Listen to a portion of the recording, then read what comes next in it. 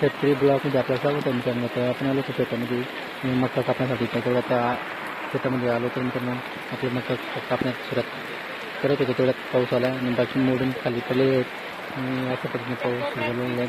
आपल्या सोयाबीन कापून पडलेलं आहे पाऊस आहे. त्याला आपण त्यापद्धती झाकून व्यवस्थित झाकून दिलेलं आहे आणि ते आपण पाणी पण त्याच्या जाणार या पद्धतीने आपण करून दिलेलं आहे मित्रांनो. आणि असं पाऊस सुरू झाला दुपारी 2 वाजेपासून पाऊस सुरू झाला. तर आपल्या कामामध्ये अडथळा निर्माण झाला आणि आता शेतकऱ्याचे प्रत्येकाची कामं आवरायचे आले मित्रांनो. मका असो, सोयाबीन असो, परत बाजरी असो, भरपूर पिकं कापायची सुरुवात झाली मित्रांनो. तेवढं पावसाची सुरुवात झाली मित्रांनो. जोरात अचानक पाऊस सुरू झाला. तर पाऊस सुरू झाल्यानंतर पाऊस होता असं करून पाऊस सुरू झालेला आहे मित्रांनो. तर आपला शेतकऱ्याचं खूपच नुकसान होऊ शकतो मित्रांनो. असं हा पाणी येत असल्यामुळे आपल्या खूप काही संकटाचा सामना करावा लागतो मित्रांनो. व्हिडिओला लाईक शेअर कमेंट नक्की करा.